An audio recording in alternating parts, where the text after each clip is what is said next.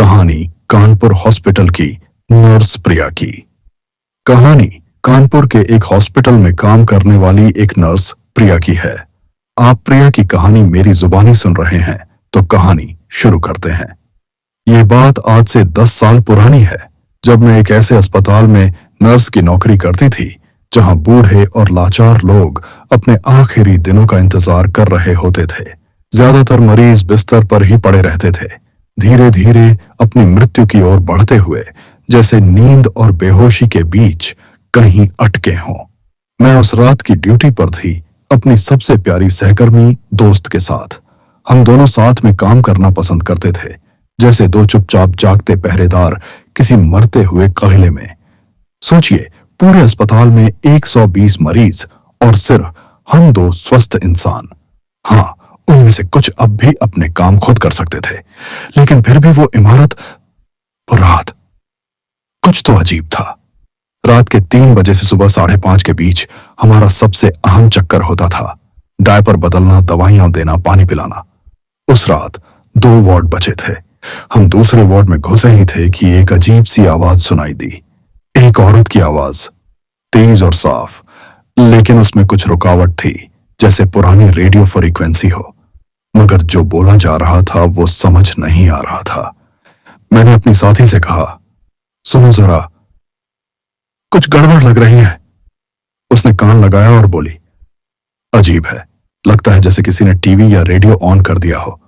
मैंने धीमे से कहा, पर स्टेफनी, यहां कौन ऑन करेगा? ये मरीज तो हिल भी नहीं सकते, और ये आवाज किसी बंद कमरे से नहीं आ रही। ये तो बिल्कुल पास से आ रही है, जैसे कोई हमारे पीछे खड़ा हो। उसने मुझे देखा, थोड़ा गंभीर, थोड़ा डरा हुआ चेहरा, और बोली, सही कह रही हो, लेकिन चलो काम पूरा कर लें। हम आगे बढ़ते गए, कान वहीं टिके रहे, और तभी आवाज एकदम बंद हो गई। एक पल के लिए मैं ठिठक गई। मन में ख्याल आया, शायद मैं थक चुकी हूं, शायद ये सब बस मेरे दिमाग का खेल है। हम अपने अगले मरीज के पास पहुंचे। उसकी हालत बेहद खराब थी। पूरा बिस्तर, उसके कपड़े, यहां तक कि उसका शरीर भी सब गीले मल से सना हुआ था। हमें पूरा बिस्तर साफ करना पड़ा, उसे नहलाना पड़ा और नया पायजामा पहनाना पड़ा। यह सब करते करते कई बार बाथरूम और बेड के बीच भी भागना पड़ा। आखिर में स्टेफनी ने कहा कि वो मरीज को नया शर्ट पहनाएगी, तो मैंने सारे गंदे कपड़े और चादरें बाहर ले जाकर हॉलवे में रखे हमारे सप्लाई ट्रॉली के पास जमा करनी शुरू कर दी। हमें नई चादरें, कंबल, स्किन क्रीम, तौलिए, बहुत कुछ चाहिए था। इसीलिए दरवाजा खुला ही छोड़ दिया ताकि चीजें आसानी से लाई जा सकें। मेरी पीठ स्टेफनी की तरफ थी, लेकिन उसकी आवाज अब भी सुनाई दे रही थी। वो मरीज से कुछ कह रही थी, उसे धीरे धीरे सीधा कर रही थी। जैसे ही मैं बाहर निकली, एक गंदी चादर मेरे हाथ से छूटकर जमीन पर गिर पड़ी।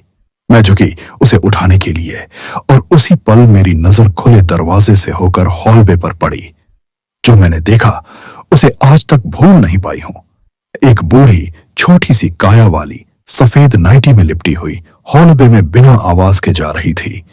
उसका शरीर जमीन से कुछ इंच ऊपर था। वो चल नहीं रही थी, बल्कि हवा में तैर रही थी, एकदम चुपचाप। पहली सोच ये आई कि क्या स्टेफनी बाहर आ गई है, क्योंकि नर्सों की यूनिफॉर्म भी तो सफेद होती है। पर फिर दिमाग ने जवाब दिया, नहीं, अगर स्टेफनी बाहर आती तो मैं देखती ना। मैं वहीं जम गई।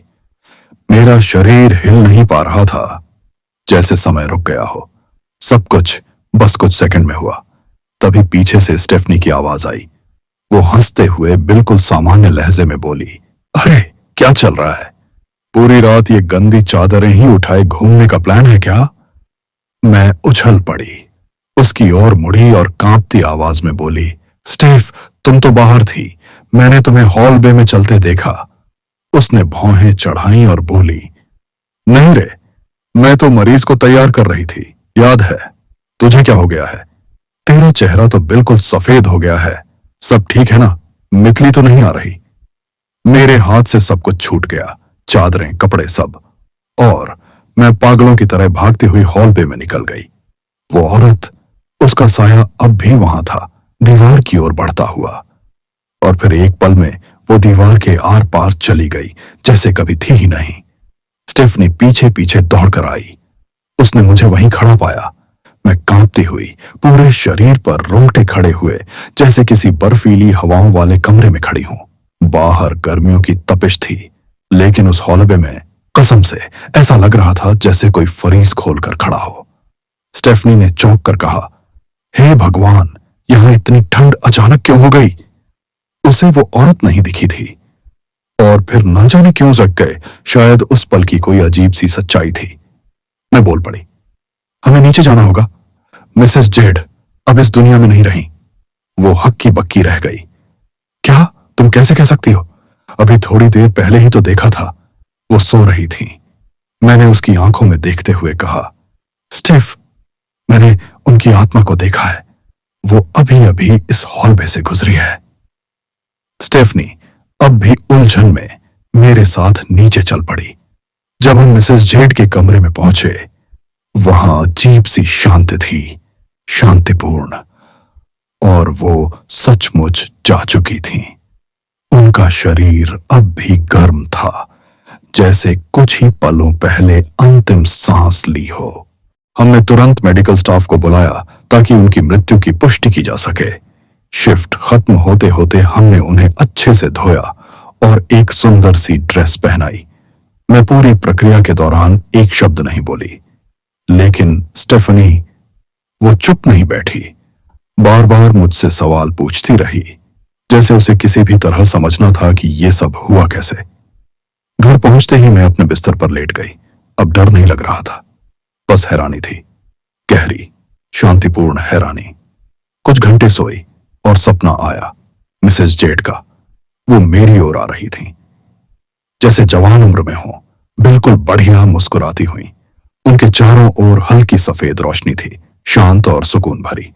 उन्होंने मुझे देखा और कहा, धन्यवाद बेटा, इतने सालों तक मेरा ख्याल रखने के लिए। अब मुझे जाना है। बहुत बाद में, जब मैंने उस रात की घटनाओं पर गहराई से सोचना शुरू किया, तब जाकर एक बात समझ में आई।